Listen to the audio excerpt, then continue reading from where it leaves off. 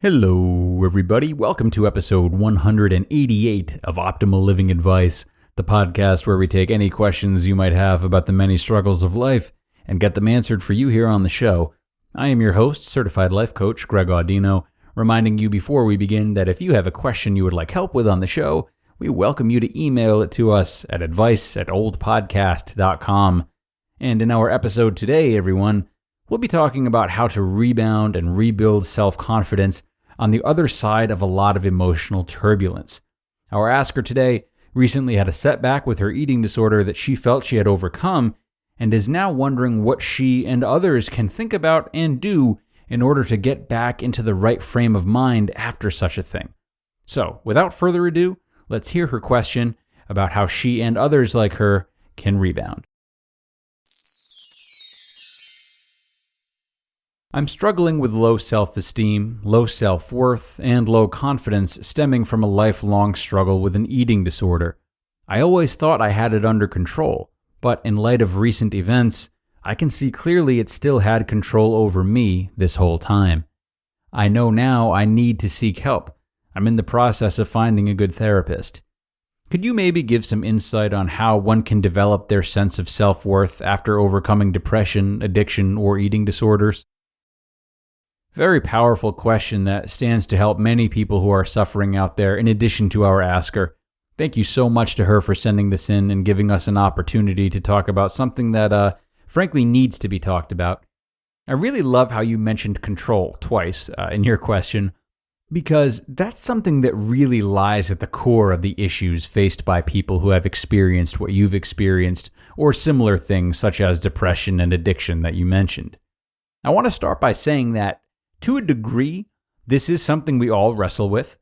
Small traumas, significant traumas, or onset problems that can be caused by traumas like eating disorders, alcoholism, etc.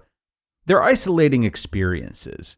And the more extreme they are, the more isolated we can feel.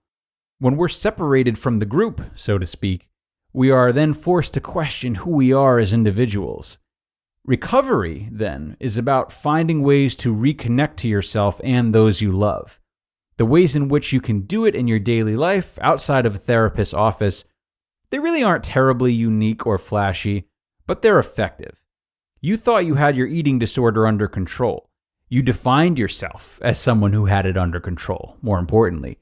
Now, it resurfaces unexpectedly, leading you to be conflicted about who you are, how well you can control yourself, etc. If feelings like these are allowed to run off the leash for too long, greater levels of suspicion and uncertainty can blend into unrelated parts of life, making it very hard to feel a sense of control or confidence over anything. But today we're going to talk about what you can do to change these false beliefs before they take up too much of your time. Let's talk about the steps you can take so that you can walk out of here knowing that you legitimately do retain a lot of control over your life and your destiny in spite of this setback. The first important step for someone in your shoes to take is to reflect on the strength you've gained from your hardship. And the good news is you don't have to wait for this benefit to show up. It's already there. You just need to remind yourself of it. For example, it is no secret that your specific setback would be enough to throw many into a deep depression and diminish self-confidence dramatically. Perhaps you've experienced depressive feelings in light of the recent events you've mentioned. But are you out of control? No. Here you are reaching out to me for help, looking for inspiration in the OLD network, prepared and willing to look for a therapist, and I'm sure doing many other things you haven't mentioned to me. You're moving through this at as good a pace as anyone in your shoes could ask for. Has this given you a reality check of the importance of good health? I'm sure it has. Has it given you a reality check of how important it is to keep going after you've been knocked down? I'm sure it has. Has it made you more comfortable with asking others for help and not doing too much on your own? I'm sure it has.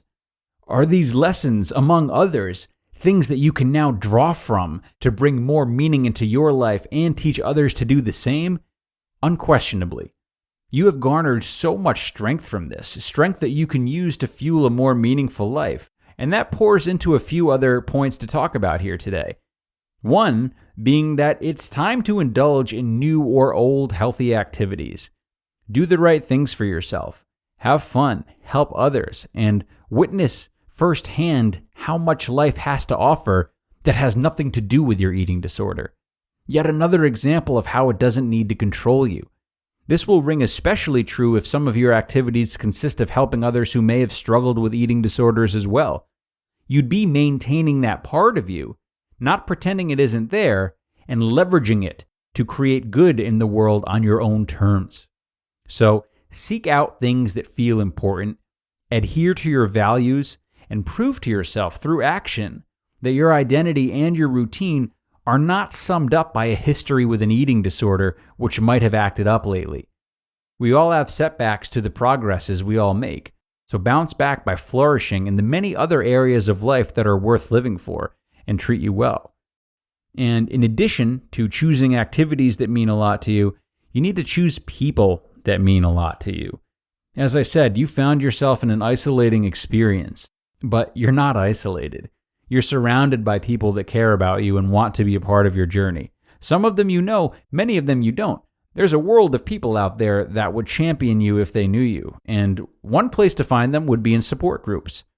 But a strong social rebound isn't just about support groups. It's a great start, but that's not all it's limited to. It also means being more open with family and friends about what you've gone through. Those who love you will want to see the real you, and if you are vulnerable with them, you're empowering yourself at the same time as strengthening your relationships with others, all the while reinstating self-confidence, as you're reminding yourself that people care about you in spite of the parts of your life that you've felt helpless over or shamed yourself for.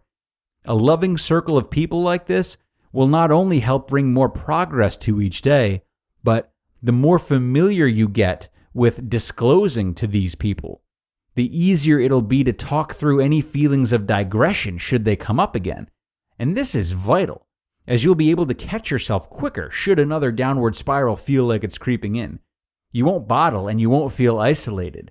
You'll instead know that you're bonded with people who are on your side, and that is something to be confident about. I know you feel like you've taken a step backwards, but what a pivotal moment this is for you to handle it the right way, which you're doing. You're admitting that you were wrong about how you were responding to your eating disorder, and you are determined to learn how to do it right. You're taking complete responsibility. That's wonderful. No one would make any progress and thus develop any confidence if they didn't respond the way that you're responding right now. You said yourself that these events were recent, so it's going to sting right now. And because it stings, you're reaching out for help and overcoming adversity. You're doing everything right.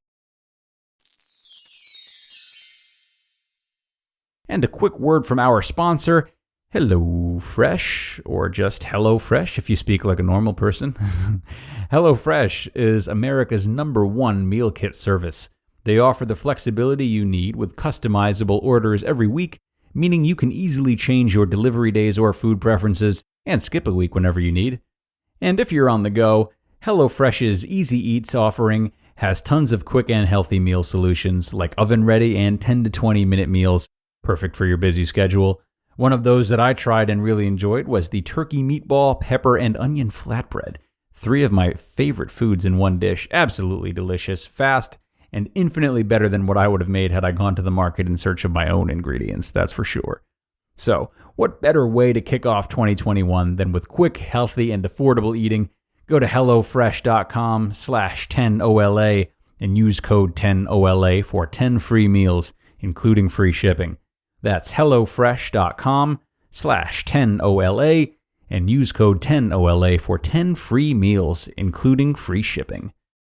All right, folks, thank you again to the asker for submitting this question, and thanks to all of you for listening. While this episode is geared for people who have had particularly strong struggles, as I mentioned in the top of the show, our traumas all affect us differently and put us on similar paths when it comes to recovery. Though we all suffer to different degrees, the path back often boils down to rekindling a sense of meaning in life, getting you back in touch with what makes you you. Though there are many ways to do this, the primary ones, as mentioned today, are the people we spend time with, how well we communicate with them, how we help them. It's what we do with that time, activities that we enjoy and are good for us. And of course, it is the lessons that we learn, the scars our struggles leave us with, that give us unique viewpoints and better ways of coping with and understanding hardship down the road. So that is going to do it for me, folks. Thank you a million for being here today and listening to the end. I had fun. I hope you did as well. And I am wishing the best for our asker and for the rest of you.